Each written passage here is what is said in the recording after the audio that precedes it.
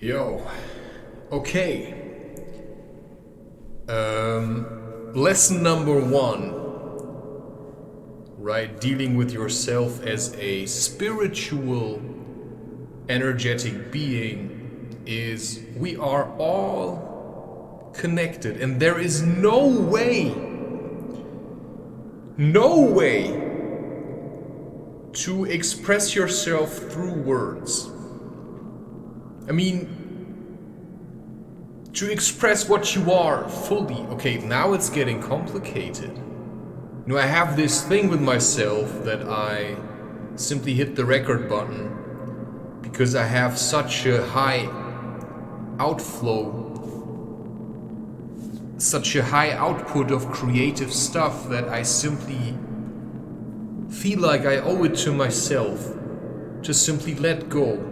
And whatever I say has been said, but whatever I say here can never express the feeling of connectedness.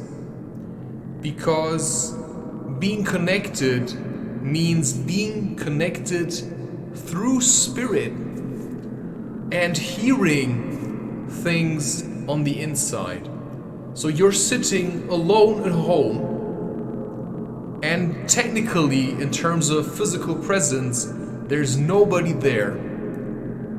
But you feel like there's some kind of ongoing conversation of what to do with you. Now, I have no way to tell you how this works. This is really confusing. It simply comes with a lot of acceptance. This is not what I wanted to talk about, but it's always what I get drawn into to try to talk about the things that you simply cannot talk about. Because as soon as you start scraping, you realize, everything is being washed away by uncertainty. But the most certain thing that I can give you is that we are all beings of nature. Now you can say, well, what is nature? Well, heck if I know. Is this like an entity? What is nature? Is entities like the Gaian mind?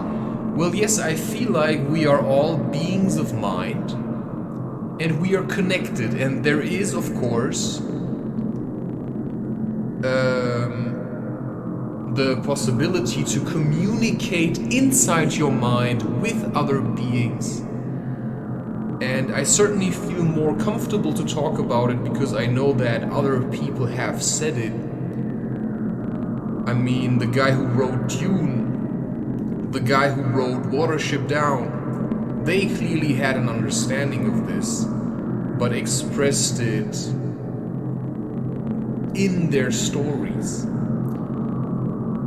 Now, it could be, of course, that you just think about, oh, how nice it would be, and you're completely ignorant of the fact. But when we look at nature, we mean also the natural world, something that would exist simply because it, took shape and started living. Okay? So in and out of itself. So a flower is a flower, and it's an expression of itself. And this flower is connected to a whole chain reaction that some people refer to as evolution. But to me, I believe things could just pop up out of nowhere, just because people wanted it to exist. So to me, nature is something else.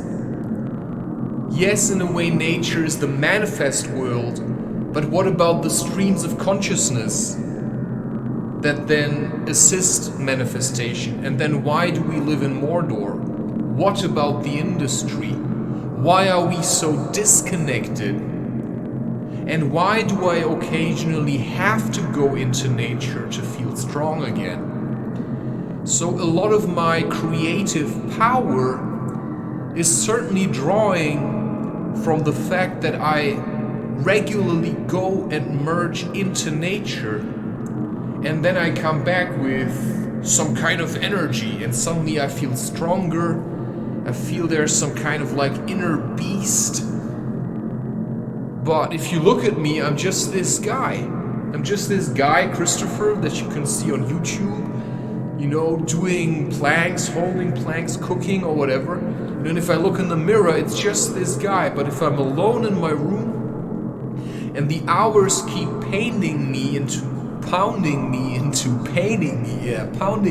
eternity, you know, I'm not this guy anymore. I transcend myself in hours of, you know, washing away down the stream. For that is probably what time is best described as.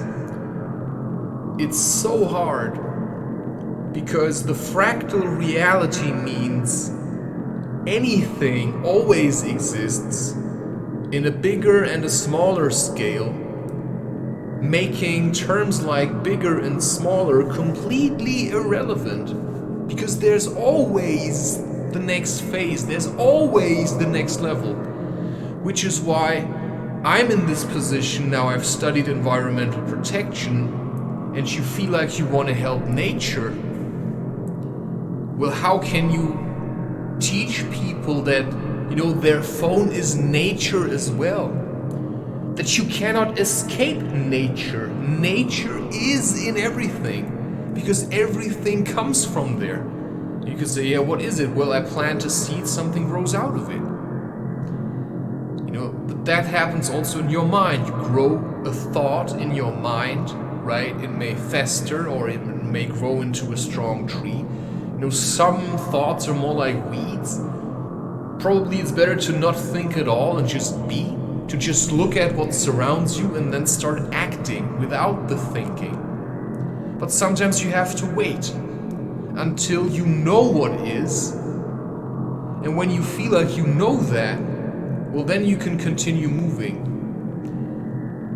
You see, it's just, I love talking about these things and I hate it at the same time.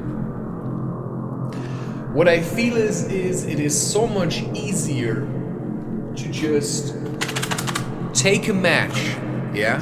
That's the matchbox. You hear it rattling, and then just light it.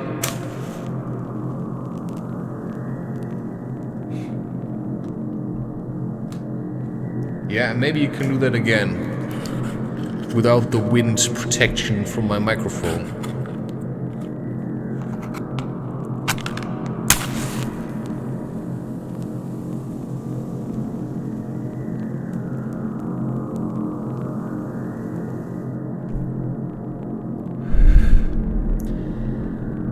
So you see, that is nature as well. And there are areas in nature which are toxic. I mean, you wouldn't want to live in the volcano. You know, but if somebody brings you a stone from a volcano that already cooled down, you'll be like, oh, that's so nice. And then we start giving value to it. So we give value to phones, but we forget the nature that had to be destroyed to get that phone. And there's of course the question, if we could make phones without destroying nature, if we could produce energy, you know, without destroying nature, well, that is only possible if we would take charge and if we would take the power away from the people that see no other way but just exploiting nature, exploiting others to just be powerful themselves, because you know, all these rich super people that are being worshipped all over the globe, you know, they're just selfish. As long as they have their expensive car standing there and there, you know, oh yeah, that guy's a genius. Yeah, because he figured out how to manipulate the masses into sucking up to him. You know, and that's basically every big name you know out there. And that of course then in the end includes you, if you want to make a living on the internet, because it is a power play. But if all the villains can be out in the open and are being worshipped like, you know, like Microsoft is a good software thingy, how do you call it, operating system, you know, it's like, no, it isn't. Maybe it started good, But if I remember how clogged up the registry stuff already was back then I can say, well, Linux is a much safer bet for a nice experience, you know, in isolation for a long time. I mean, until now I have no problems with my laptop, and it's been running for 2 to 3 years, and that too came from nature. So how can I ever feel disconnected if I'm surrounded by nature? Well, that's a question that is really impossible to answer. You know, if we're all connected, then why can I not simply be, you know, always at ease and always feel connected? Why do I feel like there is something I have to do? Well, I cannot tell you this. I have no idea, to be honest. I mean, I have looked far and deep,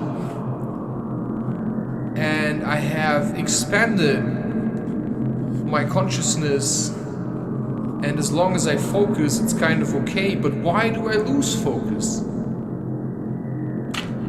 Well, I don't know. Nature does feel empty. Because, you know, we are beings that are able to channel energy. And if we channel energy away from these natural areas and into the cities, then we have more of these cities and less of these natural areas. You know, so we control for power and for whatever reasons we have, right? So we want control. You know, can you really say that we want control because of fear? Or is it just power? I mean, can you say Voldemort was just afraid? Yeah, and? I mean, you can just say he's out of balance. And that brings you back to yoga. So if you're spending a lot of time in these man-made areas, then it would surely do you good to see and learn from nature, from the source directly, you know, and be, you know, I don't know, do ants pee on you or do they bite you? I don't really know, you know, but that could be an interesting experience, just to deal with a bit of pain. And you can even carry that, right, back to your home. You go into nature, you come back with a tick, and you're like, oh wow, you know, still connected. So, you know, everything else, all the meridians and all that kind of stuff, it's just too weird. Maybe just see yourself as an avatar where your soul resides in, and then just try to learn to channel energy as best as you can, and as harmonious, and just work yourself out of this, oh, that's such a drag phase, and just learn to deal with it. And whatever you are will then become an expression of the times that you spawned in and the experiences you've had, which means, you know, just be happy about the fact that, you know, you can do spiritual homework just by sweeping the yard when everyone says that we shouldn't do that here, simply because you understand sadhana and maybe you've listened to Ramdas a lot. Yeah, and then posting can be a way to cleanse your spirit for whatever reason, just because you felt like doing it and you saw it as something you could do. Although, you know, everything you love will always, you know, pass the I kind of hate it, alright?